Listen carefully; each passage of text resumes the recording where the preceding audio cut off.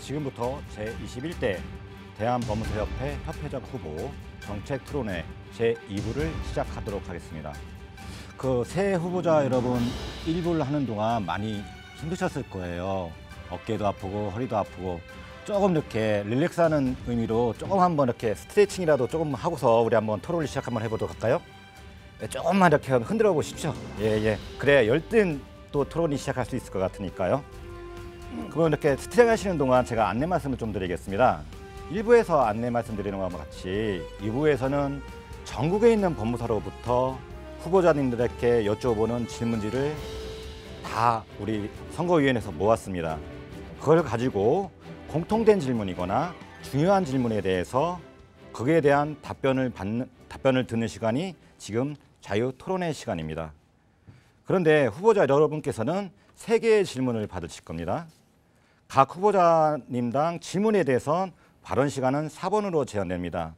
그런데 1부와 좀 다른 건 1부에 할 때는 추가 발언을 하겠습니다 이렇게 표시가 되겠지만 여기에서는 그냥 4분이 지나면 자동으로 추가 발언 시간이 된다는 걸 유념해 주시기 바랍니다. 그래서 제가 전 정리해 주시오라는 말을 안 할 겁니다. 그러면 제가 4분이 지나면 자동으로 추가 발언이 되니까 그걸 유념해 주시기 바랍니다.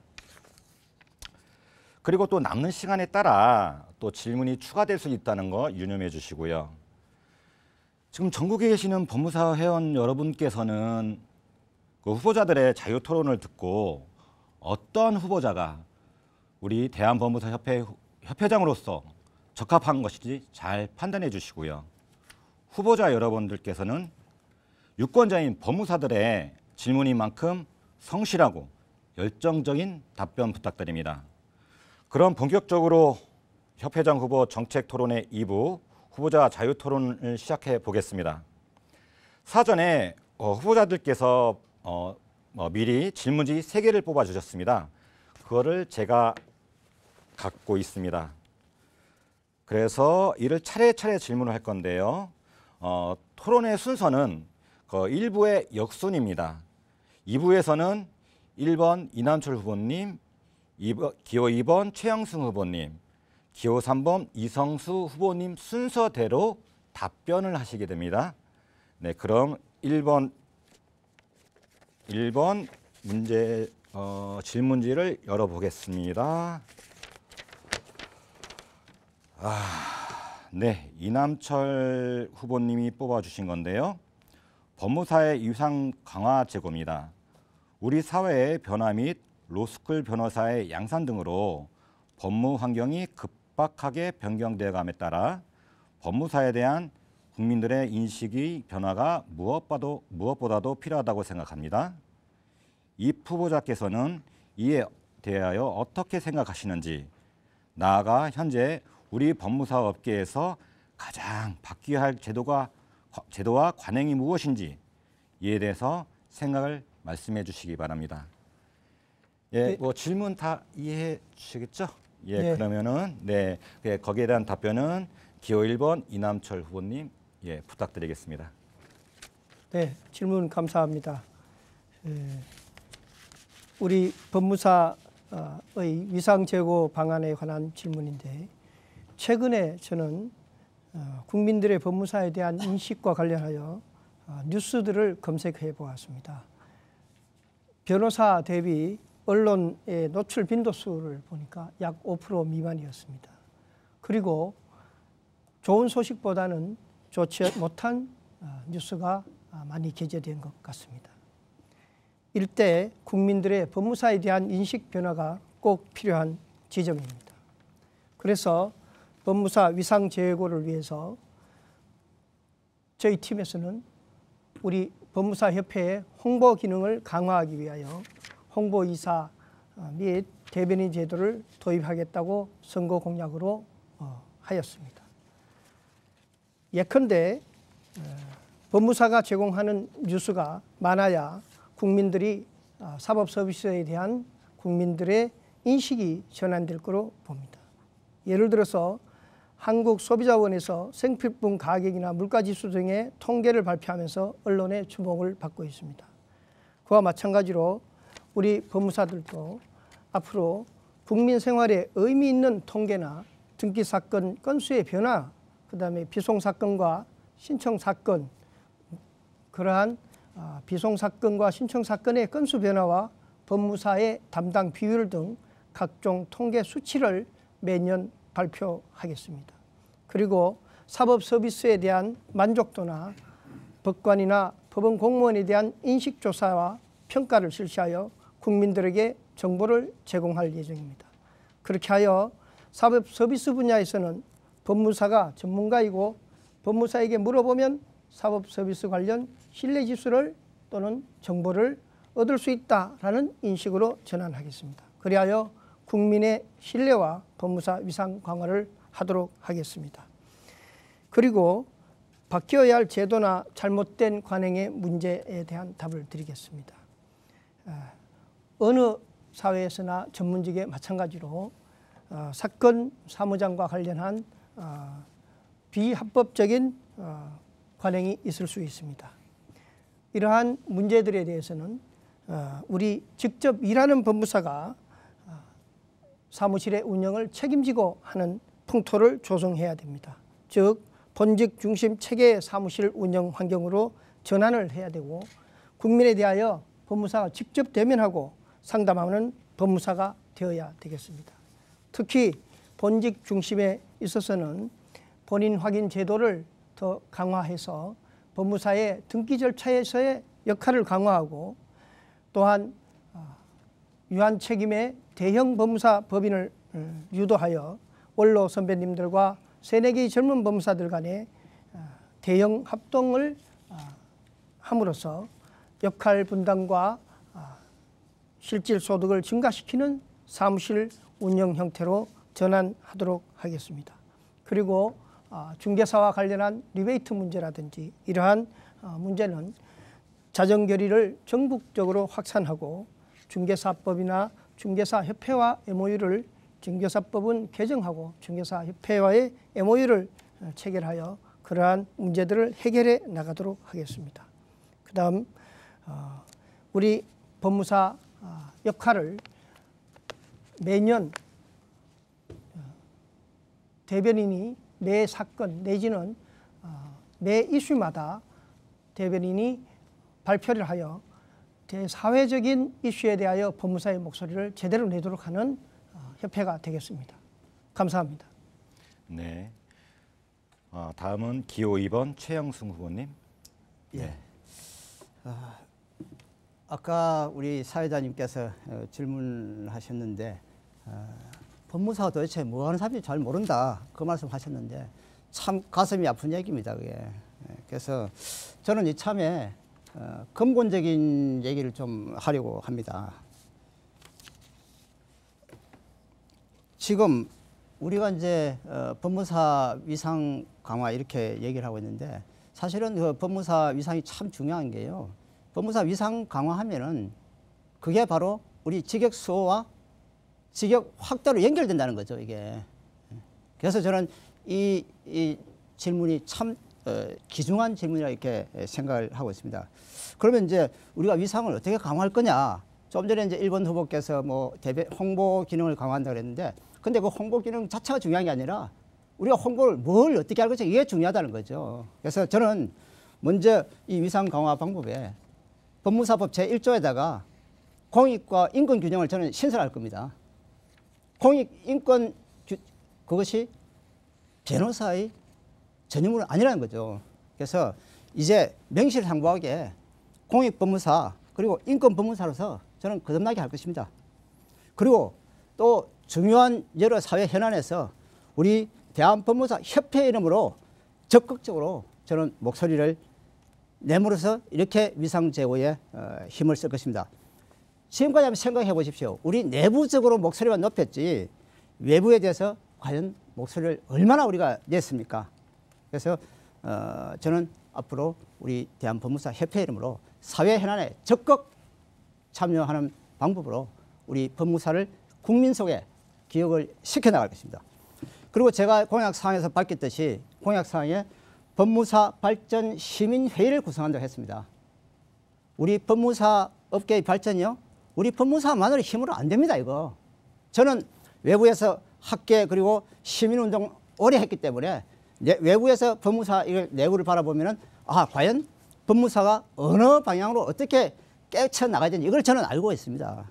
그래서 법무사 발전 시민회의체를 제가 구성하자고 한 이유도 바로 그것입니다. 여기에는 국회의원이나 학자 그리고 시민운동가, 언론가 이렇게 우리 사회의 오피니언 리더들이 총망라돼서 이 회의체가 바로 앞으로 우리 업계를 떠받치는 큰 역할을 할 것입니다. 이렇게 하면은 법무사 위상 제고됩니다. 국민 신뢰 높아집니다. 그러자면 우리 국민 동의 그대로 국민이 동의해 줍니다. 그러면 우리 영역 확대도 지금까지보다는 훨씬 수월하게 진행될 것입니다. 뭐든 간에 진정 국민과 함께 하면서 국민의 마음을 저는 얻어야 그리고 그 마음을 얻은 이후에 국민의 힘을 빌려서 추진을 해야 저는 된다고 생각합니다. 백날 우리들끼리 뛰들어봤자 아무 소용이 없다는 것을 지난 법무사 100년 역사는 잘 말해주고 있습니다. 그래서 이렇게 보면은 정말 우리 법무사에게 가장 필요한 것이 위상 제고라고 하고 모든 것이 저는 여기서 그 출발점이다. 이렇게 저는 규명을 짓고 싶습니다. 그리고 이제 아까 질문 중에 법무사 업계에서 가장 바뀌어야 될 관행 말씀하셨는데요. 저는 이 선거제도 이거 바뀌어야 된다고 생각합니다. 제가 지금 물론 오늘 여기 논의된 주자들 모두 다 주옥 같은 주자들이지만 특히 지금 당장 선거제도 지방 최소한 저는 이 선거에 나선 분들은 지방 회장직 정도는 추가 발언 진행됩니다. 예, 지방 내려놓고 나오는 것이 맞다고 저는 생각합니다. 이게 무슨 양다리 걸쳐서 보험 되는 것도 아니잖아요, 이게. 그래서 우리 법무사 업계에서 앞으로 지방 회장님은 해무 챙기에 사실 바쁘거든요. 그래서 그런 부분과 그리고 제가 사무실을 돌아보니까 이거 정말 못할 짓입니다. 제가 사무실 돌아본들 지금 이렇게 업계가 어려워가지고 참담한 비통한 마음만 가지고 제가 돌아올 수밖에 없었다는 이런 말씀을 제가 드립니다. 그래서 너무 이 선거제도 비용이 너무 크기 때문에 이제는 좀 고치자. 그리고 선거제도 내내 제가 발로 많이 뛰어라는 얘기를 들었는데 제가 돌아오면서 가만히 생각해 보니 정말 우리가 발로 많이 뛰어야 될 것은 당선 이후에 우리가 발로 많이 그게 필요한데 선거 와중에 다 지쳐버리니까 이게 당선 후에 어떻게 뛰겠습니까? 그래서 이런 제도가 저는 빨리 시급히 이렇게 개선이 돼야 한다고 생각합니다. 네, 감사합니다. 다음 기호 3번 이성수 후보님, 네, 답변 부탁드립니다. 예. 앞에 두 후보님, 우리 법무사의 위상 강화에 관해서 여러 가지 좋은 말씀 감사합니다. 우리 120년 역사를 가진 우리 법무사는 그동안 국민으로부터 친절한 법률가로서 존경을 받아왔습니다. 근데 이제 로스쿨에 이제 대량 뭐 이렇게 변호사 배출, 또 그다음에 IT 전자화 물결 이런 것 때문에 지금 우리가 위상이 흔들리고 있는데 이 가장 저는 그 근본 원인이 어디 있다고 생각하느냐면 세무사나 변리사는 독자적인 업무 영역이 있습니다. 그러나 우리 법무사는 이 변호사와 법무사의 업무 영역이 중복되다 보니 이게 맨날 충돌이 생기고 또 그다음에 지금 이제 우리가 우리 문제 독자로 생각했던 부동산 등기 시장이 변호사가 들어와서 댐핑하다 보니 우리가 지금 위기에 처해 있습니다. 그래서 저는 근본적인 뿌리는 우리의 그 직역 자체를 변호사와 어떻게 했을지 참 어려운 문제이긴 합니다. 근데 이걸 구분할 필요가 있지 않느냐. 이게 구분되지 않고서는 앞으로도 계속해서 이런 문제가 계속 생길 겁니다. 그런데 우리나라보다 법률 선진국이라 할 수 있는 일본이나 미국이나 영국 같은 데는 법무사 제도와 유사한 제도가 있습니다. 여러분 회원님도 다 아시겠지만 영국 같은 경우는 솔리시트라는 제도가 있고 일본은 다 아시다시피 사부사 제도가 있습니다. 미국은 페르리가라는 제도가 있는데 이런 그 페르리가나 솔리시트나 그다음에 일본의 사법수사와 같은 사람들은 생활법률 영역에 관해서는 고유한 혹은 변호사와 함께 독자적인 업무를 가지고 있습니다. 그런 업무가 있기 때문에 소외 사건 대리권도 가능한 것이고 비소사건 대리권도 가능한 것이고 한데 지금처럼 우리는 이렇게 변호사들은 우리 법무사를 어떻게 보느냐? 그냥 단순한 작성 제출 대행하는 사람만 보고 우리는 그게 아니다라고 주장하다 보니까 이 문제가 계속 생기는 거거든요. 그래서 근본적으로는 우리가 이제 법률 그 문제에 관해서는 복잡한 법률 문제 영역과 그다음에 그 생활법률 영역을 나누어서 생활법률 영역은 우리 법무사 영역으로 국민들에게 설득시켜 나가야 될 것입니다. 왜냐하면 이 생활법률 영역은 120년 동안 우리가 계속해서 우리 영역을 해왔습니다. 그다음에 두 번째 제가 말씀드리고 싶은 거는 우리 영역을 확보하기 위해서는 외부적인 문제도 있지만 내부적인 문제가 더 많습니다. 그래서 결국은 우리 사무직원에 의존하는 문제라든가 그다음에 이게 이때까지 등기 분야에 대체로 만족하고 그다음에 우리가 법률 전문가로서의 어떤 위상을 확립하는데 소홀히 한 부분도 분명히 있는 것 같고 그래서 저는 우리 위상을 제고하는 방법 중에는 법무사 역할을 분명히 하는 문제와 새로운 업무 영역을 개발하는 두 가지 문제로 나누는 게 적당하다고 생각합니다. 그래서 우리 역할을 분명히 하기 위해서는 아까 말씀드린 것처럼 영역을 분명히 장기적으로 분명히 해야 되는 문제. 그다음에 두 번째로는 우리 영역에 관해서 우리 침범하는 외부 세력에 대해서는 우리가 단호하게 대처해야 됩니다. 예를 들면 금융권이 전자등기라고 하는 이게 명분을 가지고 초저가로 이렇게 입찰을 붙이는 이런 행위, 이건 우리 법무사에 우리 이게 목을 조르는 행위입니다. 그리고 우리가 또 지금 이제 사무직원에 의존한 문제 이런 문제도 좀 많이 고쳐야 되고 또 우리가 120년 동안 이 해온 비송사건 대리권에 관해서 우리가 지금까지 주장한 바가 없습니다. 우리가 얼마 전에 주장하기 시작했는데 이게 옛날부터 우리가 주장했다면 벌써 우리가 획득했을 문제이기도 합니다. 그러나 지금은 좀 늦은 감이 있지만 그러나 우리 회원들 전체가 힘을 모아서 추진하면 될 것입니다. 이번 이게 우리가 법무사법 개정안이 국회에 발의되고 난 이후에 이걸 어떻게 통과시켜 보자고 법사위원들을 만나기 위해서 전국으로 많이 다녀봤습니다. 대체로 전국에 있는 법사위원들은 비송사건 대리권 주는 데 관해서는 그렇게 긍휼 반대가 없었습니다. 결국은 계속해서 설득한다면 충분히 이거는 이제 가능한 분야라고 생각이 됩니다. 그리고 지금까지 우리가 우리 기존의 업무 영역뿐만 아니고 새로운 업무 영역으로는 제가 두 가지를 제안하고 싶습니다. 매매 계약 사실에 관한 등기 제도를 도입해야 된다고 생각합니다. 이게 무슨 말인지 하면 매매 계약을 체결하고 잔금을 지급할 때까지 네, 추가 발언 들어갑니다. 예, 좋습니다. 하지 한 달 정도의 기간이 있는데 이 매수인의 지위가 굉장히 불안합니다. 조금 전에 대부분에서도 이 문제가 거론된 적이 있는데 이거를 좀 더 다시 재거론해서 이거를 매매 계약 사실에 관한 등기 제도가 도입된다면 우리 법무사가 계약 단계에서부터 그다음에 우리가 그 국민들의 그 부동산 거래에 개입할 수 있을 것이기 때문에 법무사 위상이 높아질 것 같고 두 번째로는 지금 우리 등기부를 보면 저당권 설정이나 뭐 지상권, 전세권 정도만 등기부에 나타납니다. 그런데 일반 국민들의 대다수는 뭐냐면 임대차 계약을 체결해서 그다음에 임차권을 설정해가지고 이렇게 살고 있음에도 불구하고 등기부에 나타나지 않습니다. 근데 확정일자를 받고 전입신고를 하고 뭐 이렇게 하면 그다음에 이사를 들어가 살면 대항력이 보장이 되긴 합니다만 이 등기부에 나타나지 않기 때문에 예, 그래서 새로운 임차권 등기 제도를 반드시 도입하면 우리 업무 영역이 많이 확장될 것으로 생각합니다. 감사합니다. 네, 최 후보님 답변 감사합니다. 예, 두 번째 이제 질문으로 좀 들어갈 것 같습니다. 예, 두 번째 질문은 기호 2번 최영승 후보님께서 뽑아주신 건데요. 상고심 변호사 강제주의입니다. 자유한국당 나경원 의원이 대표 발의한 민사사건 상고심에서 변호사 강제주의를 내용으로 하는 민사소송법 일부 개정안이 현재 국회 법사위원회에서 계류 중인 것으로 알고 있습니다. 이에 대하여 후보자께서는 어떠한 대응책을 강구하고 계신지 말씀해 주시기 바랍니다. 네, 기호 1번 이남철 후보님, 네, 답변 부탁드리겠습니다. 네, 질문 감사합니다. 상고심 변호사 강제주의 문제는 과거에 이미 2014년 12월 국회 공청회 윤상현 의원의 국회 공청회 입법 발의부터 시작해서 공청회가 있었던 이야기부터 거슬러 올라갑니다.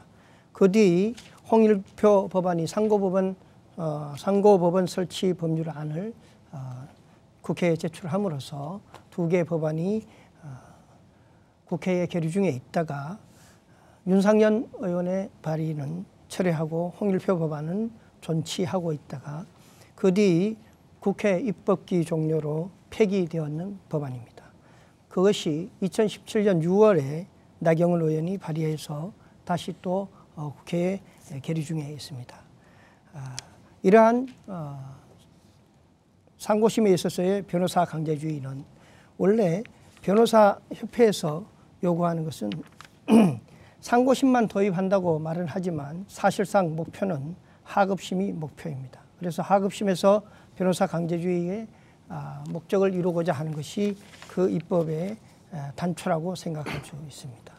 저는 이러한 변호사 강제주의에 대해서 2014년부터 반대를 해왔으며 최근에 나경원 의원을 찾아가서 항의도 하였습니다. 그리하여 변협과 국회에서 공동으로 공청회를 실시할 수 있게 약속을 받아냈으며 실제 공청회를 하였습니다. 그리고 법무사법 개정에 대하여도 협조를 요청하여 협조를 받아내게 되었습니다. 이러한 변호사 강제주의에 있어서 가장 핵심적으로 문제가 되는 부분은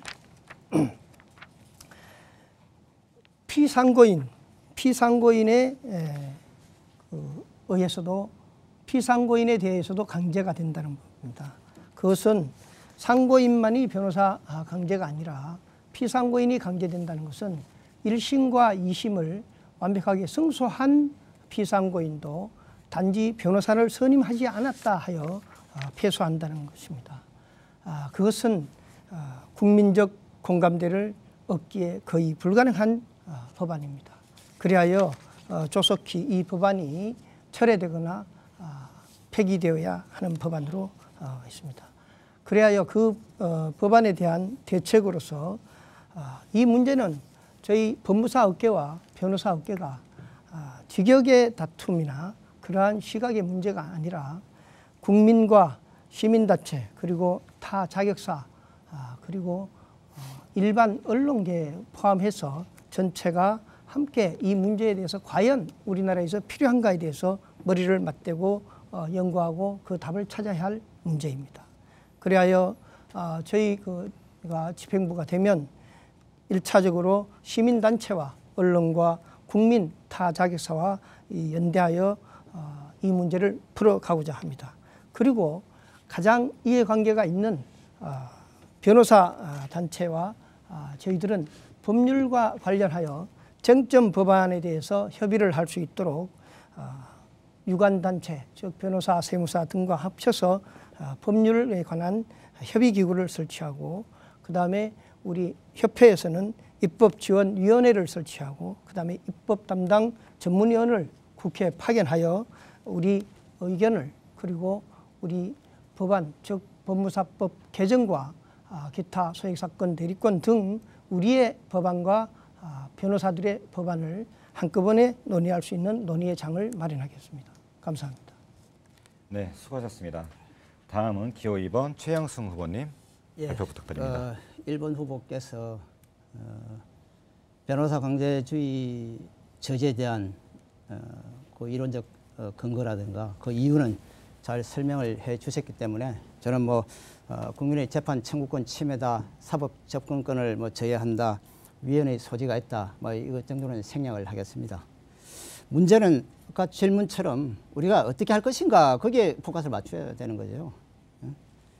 아까 지금 윤상현 의원 얘기했는데 2016년도에 저 협회에 그때 변호사 강제주의 TF팀에 저도 핵심 멤버로 실제 활동을 했습니다. 그때 이제 협회 TF팀을 중심으로 해서 그 다음에 각 지방회가 유기적으로 이렇게 움직였는데 윤상현 의원이 이제 철회한 배경에는 인천 지방회에서 주도적으로 그 지역구가 윤상현 의원이 인천 지역 지방회 관할이니까 거기서 시위하고 집회하고 시위하니까 결국 윤상현 의원이 철회한 거죠. 결국에는 철회했단 말이죠. 그리고 홍일표 법안은 뒤에 이제 상고법원이 워낙 뜨거운 감자다 보니까 상고법원이 좌절되니까 자동적으로 폐기가 됐는데 자 그러면은 우리가 어떻게 할 것인가? 사실은 지금 나경원 의원 입법 발의되어 있죠. 근데 과거에 우리가 경험을 되살려 본다면은 지금 사실은 협회의 TF팀은 협회대로 움직이고 최소한 그 관할 지역인 서울 중앙회 정도는 나경원 의원 사무실 앞에 가서 집회 시위해야 됩니다. 수수방관하고 있죠 지금. 그러니까 급한 대로 저와 그리고 저희 이제 상권 부협인 김태형 법무사가 이렇게 시작해서 2차례에 걸쳐서 동작구 나경원 의원 사무실 앞에서 집회하고 가두 서명 받았습니다. 그때 저 전주에서도 달려왔고 인원수는 많지 않았지만 그리고 무주에서도 달려왔고 충북 계산에서도 법무사님 달려왔습니다. 왜 그 사람이 달려왔겠습니까? 예? 우리 그걸 한번 생각해 봐야죠. 그렇게 집회 시위를 하면은 과거에 비춰서 나경원 의원 철회합니다. 최소한도로 국회에서 더 이상 적극적으로 추진을 못하는 거죠. 그래서 저는 그런 방법이 맞다 생각하고 앞으로도 계속해서 저는 그렇게 해나갈 것이고 그리고 서명받은 서명지 지금 받고 있는데요. 나경원 의원 사무소 그리고 자유한국당 국회 법사위 동시에 이렇게 보내서 이것이 민심이다. 이것을 분명히 인식을 심어주려 하고 있습니다. 한간에는 지금 법무사법과 부동산 등기법이 국회에 계류 중인데 올라가 있는데 지금 변호사나 법사위원들 자극해서 좋을 게 뭐 있냐 이런 얘기들 하고 있어요. 그거 잘 생각해야 됩니다.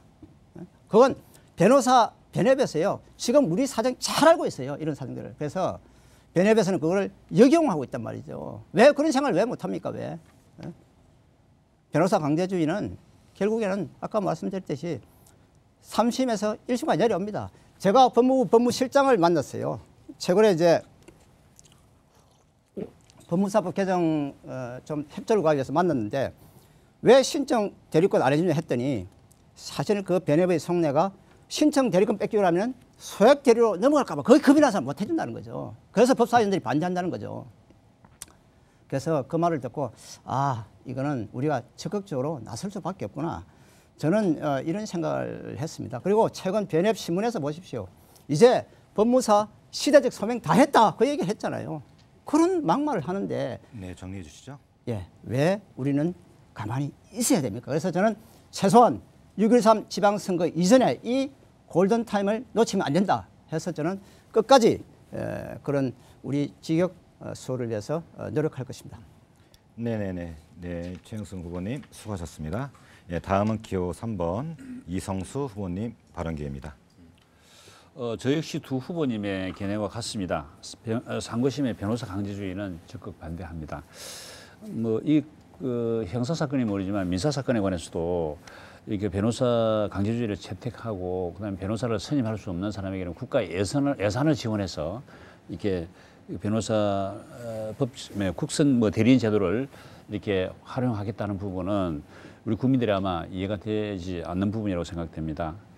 물론 이제 상고시민 법률시민 상고심에서 변호사의 도움을 받는 거 이건 어떻게 보면 국민들이 절실히 요구하는 부분일 수도 있습니다. 그래서 많은 고액의 돈을 들여서 변호사를 선임할 수 없는 일반 국민들은 이렇게 상고를 할 수는 있지만 상고유서를 제대로 작성하지 못하는 그런 문제점도 있긴 합니다만 그러나 이러한 문제는 제가 볼 때는 법률보험제도가 일반화되거나 또 그렇지 않으면 변호사 수임료가 이렇게 독일이나 프랑스처럼 하향화돼서 큰 부담이 없는 정도라고 한다면 이 변호사 강제주의는 뭐 일응 받아들일 수 있을지 모르지만은 지금 현재 우리 그 법률 문화 이 상황에서는 그게 받아들이기 어렵다고 생각이 됩니다. 그리고 최영수 후보님께서 말씀하신 것처럼 요번 그 선거를 앞두고 이게 그 정치권이 그 민감할 때 우리 변호사 강제주의 반대 주장을 좀 더 가열차게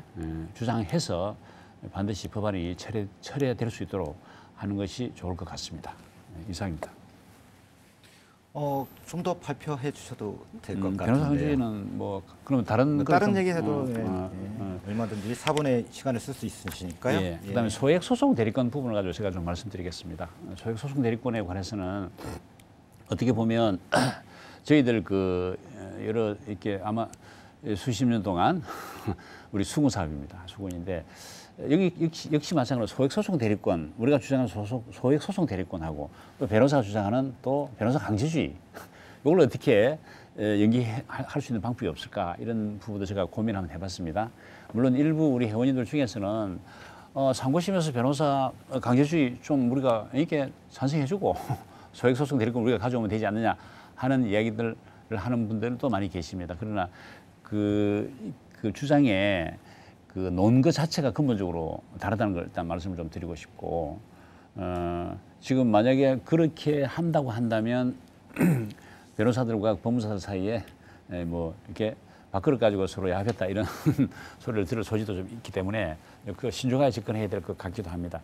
소액 소속권 대리권, 소속 대리권 부분에 관해서는 앞에 질문에 대해서가 답변을 올린 바도 있습니다만은 우리의 그 법률 문제에 관해서 생활 법률 문제와 복잡한 문제를 구분하는 이런 영역 구분이 이루어진다면 그러한 문제도 이렇게 일본이나 뭐 이렇게 선진국처럼 이루어지지 않겠나 그런 생각이고, 또 이게 변호사 그 상고심 변호사 강제주의 문제도 순수한 법률 문제라고 한다면 이 변호사 측에서도 주장한다면 그런 범위 내에서는 또 그다음에 정당성을 부여받을 수 있을 것이라 생각됩니다. 이상입니다. 네, 형수 후보님 수고 많으셨습니다. 법무사 회원 여러분께서 보내주신 질문 중 이게 마지막 질문인 것 같습니다. 부당사건 유치 근절 방안입니다. 네, 기호 3번 이성수 후보님께서 뽑아주신 건데요.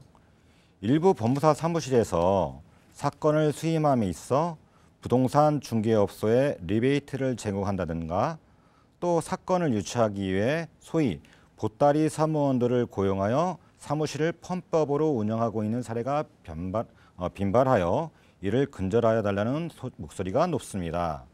이에 대하여 후보자께서 갖고 계신 획기적인 방안이 있으시면 말씀해 주십시오라는 질문입니다. 예, 기호 1번 이남철 후보님 답변 부탁드립니다. 네, 부당사건 유치 근절 방안에 관한 질문으로서 부동산 중개업소에 관한 리베이트 문제부터 말씀을 드리겠습니다.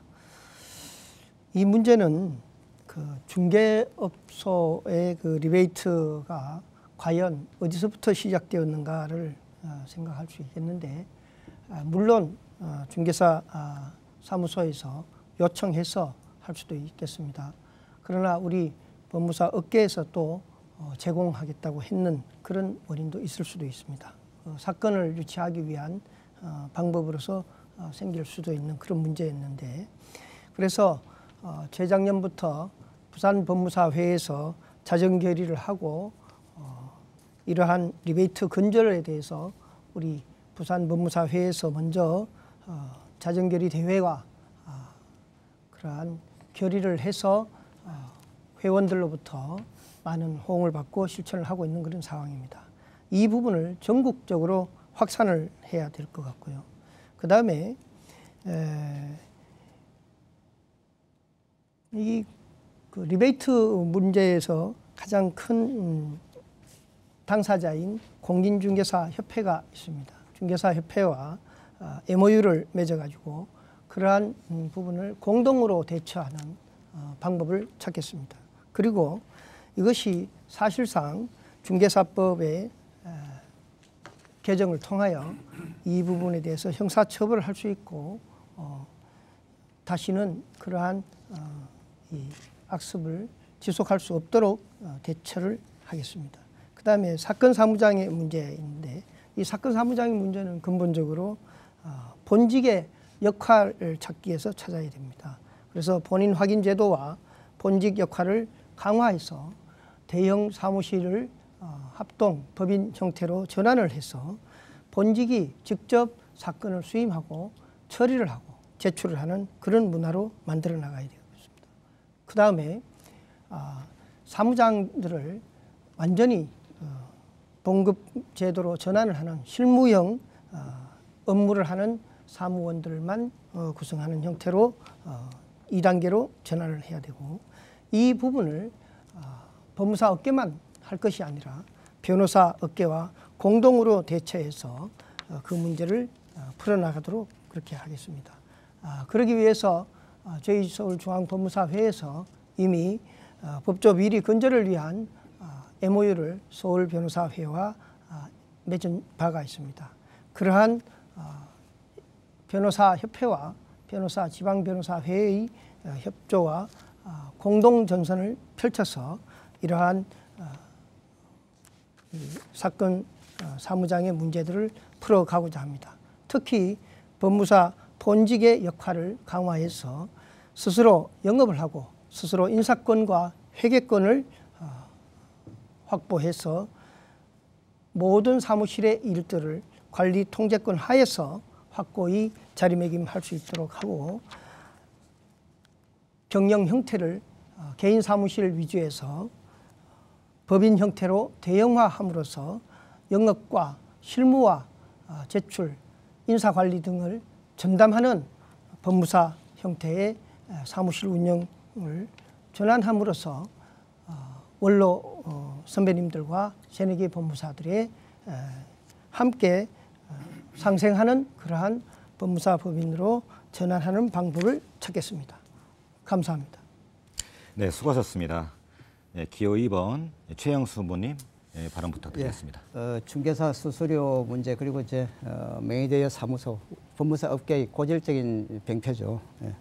근데 이제 우리가 뭐 못난 이웃이나 잘난 이웃이나 결국 이제 모두 우리 이웃이면은 틀림이 없다는 거죠. 그래서 문제는 이런 것들을 모두 이제 대립적인 시각에서 볼 것이 아니라 그런 것은 저는 바람직하지 못하다 생각합니다. 이미 이게 쉽게 해결될 것 같았으면은 벌써 지난 집행부나 지방회에서 벌써 이거 해결했을 거라고 저는 이렇게 생각하고 있고요. 중개업소의 수수료 이거 척결 사실은 쉽지 않습니다. 부산에서 제가 알기로 포상금 제도 뭐 이런 걸 운영을 했다는데 과연 저는 뭐 그게 얼마나 성과가 있었는지에 대해서는 뭐 제가 판단하기는 뭐 그렇습니다만은 이 명의대여 문제에서 저도 이제 2년 전쯤인가 서울중앙에 직역수호와 그 업계 정화 팀이 구성이 됐는데요. 그때 저도 이제 거기 이 팀장인가 그렇게 이제 참여를 했었더랬어요. 했는데 처음에 굉장히 열심히 열정적으로 했죠. 근데 결국 뒤에 가서 보니까 1년 후에 보니까 이게 이 결과가 기대에 못 미쳤다는 거죠. 그래서 제가 그때 느낀 게 이 산발적인 고소 고발을 해서 되는 게 아니구나. 저는 이제 그런 성질의 것이라고 느꼈고요. 그래서 이게 자칫 잘못하면은 이게 또 풍선 효과가 나타나 가지고 이 사무장들이 규제가 거의 없는 변호사 시장으로 수평이동, 등기 시장이 그대로 이동하는 것도 우리는 또 한번 생각을 해봐야 될 겁니다. 해야 되고. 그래서 저는 사실 이런 것들은 제도적으로 시스템 자체를 저는 뜯어 고쳐야 된다고 이렇게 생각을 하고 있습니다. 그래서 지금 본직 본인 확인 제도라는 말이 지금 나오고 있죠, 그게. 그래서 그런 경우에도 규제보다는 이게 지금 현실을 정확하게 우리 법무사님들이 인식할 수 있도록 이렇게 이해하고 설득을 하고 그래서 자발적으로 이렇게 실천을 하도록 하는 것이 저는 중요하다고 생각을 하고 있습니다. 지금 법무사 업계에서 저도 이번에 햇배장 후보지만은 사실은 우리가 유의해야 될 리더는 뭔가 일 못하는 차라리 리더는 괜찮아요. 근데 이런 휘황찬란한 말을 가지고 저는 법무사들을 속이는 이건 안 된다 생각합니다. 일은 못해도 참모하면 되죠. 참모. 그래서 상권 부협이 있는 거 아닙니까? 그리고 부협이 있는 거고요. 너무나 이 절박한 시기에 또 자칫 법무사 업계를 공회전시키는 이런 결과가 저는 초래될까 사실 두렵습니다. 이번에야말로 매와 독수리 눈으로 이렇게 골라내야 됩니다. 그렇지 않으면 법무사 미래 없습니다. 적어도 본직 본인 확인 제도가 정착이 되면은 소개료 문제 자연히 저는 해결될 거라고 이렇게 보고 있습니다. 이래는 순서와 그리고 전략이 필요한 겁니다. 순서와 전략이. 제발 저는 모든 사람들이 그냥 무책임하게 이렇게 얘기를 안 했으면 좋겠습니다. 아무리 선거도 중요하지만 좀 저는 솔직해졌으면 좋겠습니다. 10수년 전에는 말이죠. 오히려 전산화가 없었던 미비된 시절에는 공인중개사가 법무사에게 거꾸로 일 빨리 처리해달라고 뒷돈을 줬다는 제가 얘기를 들었어요. 참 지금은 그 거꾸로 되는 걸 보니까 참 세월이 아이러니하다는 생각이 듭니다. 그렇지만 우리가 분명히 기억해야 될 것은 뭐냐. 물이 흐르는 방향은 물은 바위를 뚫고 못 지나갑니다. 이렇게 거침없이 돌아서 가는 거죠. 유연하게. 그래서 그 방향을 잘 보고 우리 리더들은 그에 맞게 인도를 하는 것이 중요하다고 생각합니다. 이소우화예요. 이런 말이 있잖아요. 나그네 옷을 벗긴 거는 강한 바람이 아니라 결국 따뜻한 햇살이라는 사실을 저는 말씀드리면서 이만 질의에 대한 답변을 마칠까 합니다. 네, 수고하셨습니다. 다음은 기호 3번 이성수 후보님 발언 부탁드립니다. 부당사건 유치 건절 방안은 두 가지 측면에서 질문이 되어 있는데요. 우선 공인중개사에게 리베이트를 제공하는 행위와 보따리 사무원을 고용해서 사무실 편부를 운영하는 부분에 관해서 이 첫째 공인중개사에게 리베이트를 제공하는 이 부분은 우리 법무사법 제24조가 금지하고 있는 부당사건 유치에 해당이 됩니다. 그래서 이것은 반드시 건절이 돼야 될 부분이고 이 때문에 아마 우리 부산 그 지방법무사 회장님께서 부산지방법원과 협의를 통해 가지고 그 대대적인 뭐 이렇게 자진 결의도 하고 해서 상당한 효과를 거둔 걸로 알고 있습니다. 이런 운동은 전국의 법무사회 또는 전국적인 규모로 이렇게 운동이 확산될 것 같고, 근데 이 문제는 그 기본에는 우리 법무사님들의 그 의식이나 윤리 문제와 관련되어 있는 것 같습니다. 어떻게 하면 사건을 좀 많이 해볼까 하는 생각도 물론 사무실이 어려우니까 그런 생각도 가질 수 있겠지만, 그러나 최소한 그 우리 법무사님들의 자긍심 이런 것들을 우리가 지키고 살아야 되지 않느냐. 그래서 제가 어느 법무사님을 만났더만 그런 이야기 합시다. 이렇게 리베이트를 줘가면서까지 사건을 유치하는 이거는 우리 영혼을 파는 행위다. 그래서 우리가 스스로 자제하지는 안 된다는 이야기를 저한테 들려주셨습니다. 두 번째, 그 다음에 그 보따리 사무원 고용해서 사무실 편법을 운영하는 이 부분에 관해서는 이게 어떻게 보면 우리 법무법 제21조 2항에서 말하는 명의대여입니다. 명의대여도 다 범죄 행위라고 봐야 되거든요. 그래서 우리 법무사님들이 법률 전문가이심에도 불구하고 이러한 그 법에 위배되는 행위를 뭐 하지 않을 수 없는 그런 현실적인 어떤 어려움이 있다 하더라도 우리가 최소한 이런 부분은 이렇게 정리가 되지 않으면 우리 법무사의 제도 자체가 기둥 자체가 이렇게 무너질 위기에 처해 있기 때문에 우리 전국에 있는 법무사님들과 이걸 한번 사실은 이렇게 깨놓고 거기에 대한 우리가 대책을 수기하고 이렇게 하루아침에 이루어지지는 않겠지만 점진적인 방법으로 분명히 이 부분은 건절돼야 한다 이렇게 제가 생각합니다. 지금 그 리베이트 주는 부분에 관해서는 뭐 그거를 이렇게 정거를 잡을 수 없으니 그게 어떻게 되겠냐 이렇게 이야기를 하기도 하지만은 우리가 꼭 이렇게 그걸 단속을 꼭 한번 해보겠다고 한다면 여러 가지 방법이 있지 않겠습니까?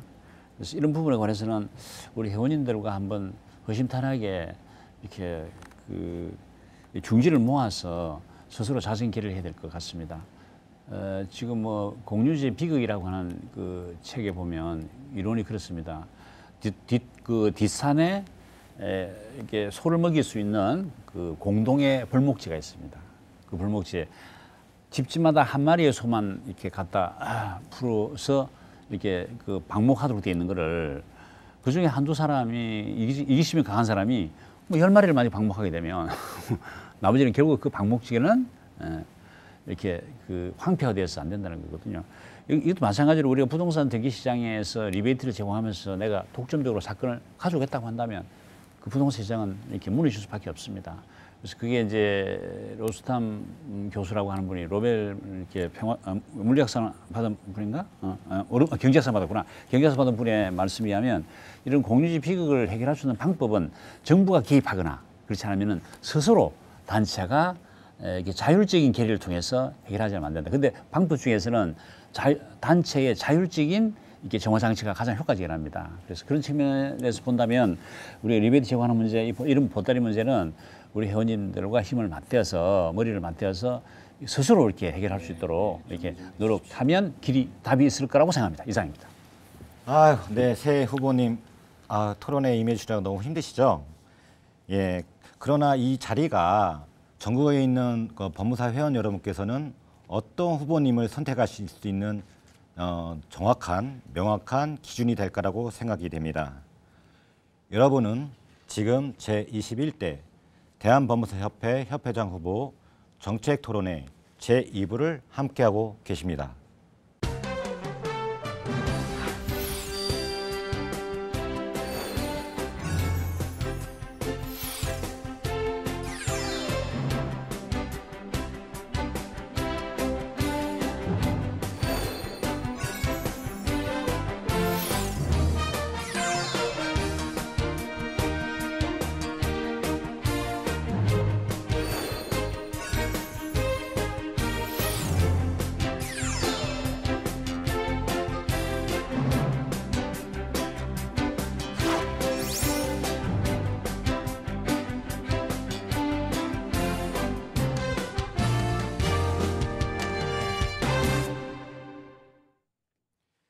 예, 새 후보님들 너무 이렇게 토론에 임해주느라고 너무 수고가 많으십니다.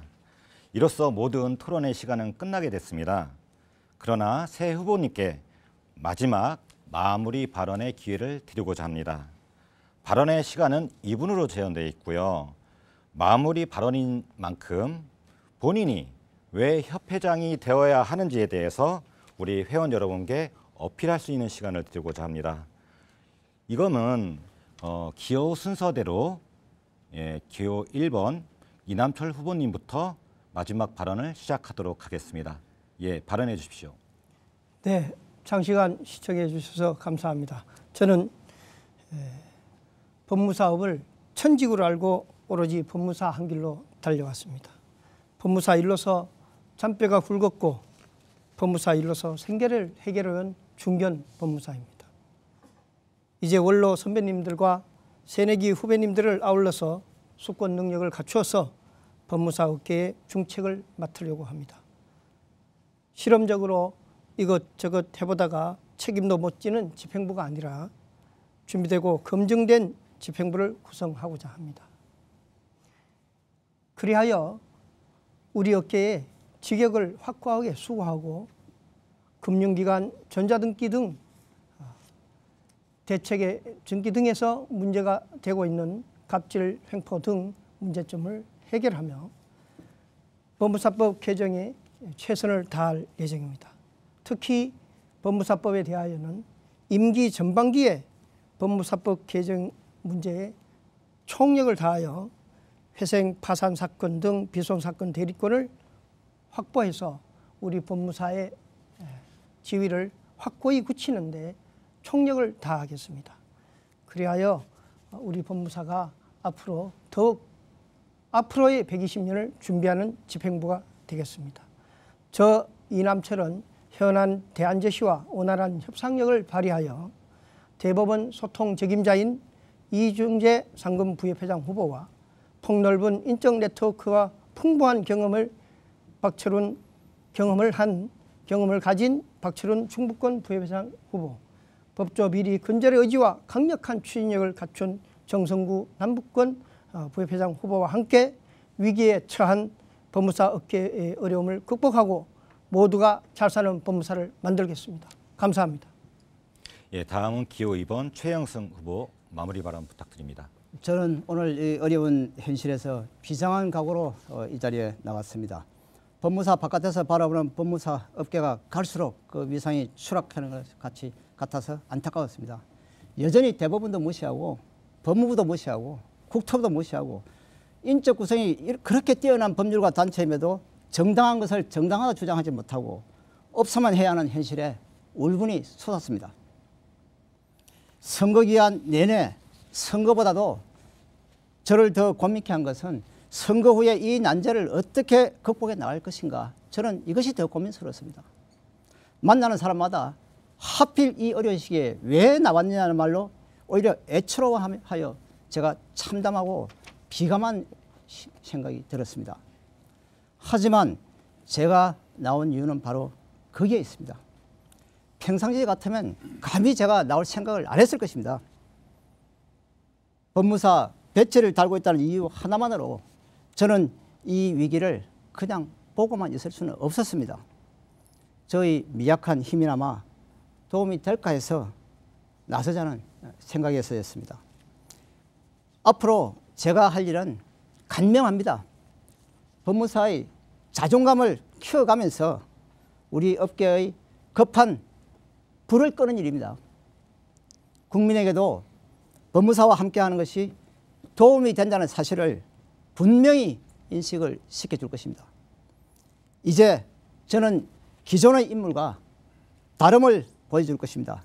어떻게 하는 것이 법무사의 자존감을 살리는 길인지를, 어떻게 하면 이 위기를 극복해 나갈 수 있는지를 현장 법무사님들의 목소리를 듣고 끊임없이 행동해 나갈 것임을 약속드리며 마무리 말씀을 마칠까 합니다. 감사합니다. 네, 수고하셨습니다. 다음은 기호 3번 이성수 후보 마무리 발언 부탁드립니다. 전국의 회원 여러분, 장시간 동안 공개 토론을 시청해 주셔서 감사드립니다. 공개 토론을 통해서 저희 기호 3번 이성우 팀의 구성원들이라 공약 등에 관해서 자세한 설명을 드렸습니다.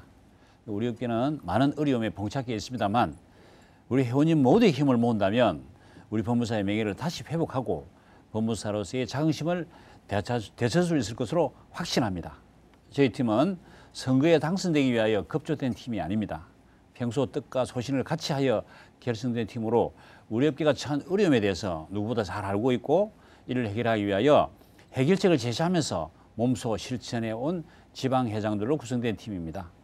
존경하는 전국의 회원 여러분, 기호 3번 이성수 팀을 선택해 주십시오. 지금까지 행동하며 실천해 온 저희 팀은 우리 업계가 처한 많은 어려움을 반드시克服하여 희망의 법무사의 세상을 만들어 가겠습니다. 감사합니다. 네, 새 후보님 수고 정말 많으셨습니다. 예, 시청자 여러분, 법무사는 국민의 곁에서 121년 동안 다양한 법률 서비스를 제공한 생활법률 전문가입니다. 국민의 입장에서 보면 법률 아주 딱딱하다고 생각하시겠지만 합리적인 가격과 질 좋은 법률 서비스를 제공하는 법무사와 함께한다면 그 또한 어렵지 않을 거라 생각이 듭니다. 전국에 계신 법무사 회원 여러분, 어려운 경제 여건에서도 대한법무사협회를 이끌 협회장 선거에 모두 동참하시어 현명한 한 표를 멋있게 행사해 주시기 바랍니다. 이번 정책 토론회가 그러한 참여와 선택에 도움이 되셨기를 간절히 빕니다. 함께해 주신 여러분 모두 감사합니다. 대단히 감사합니다.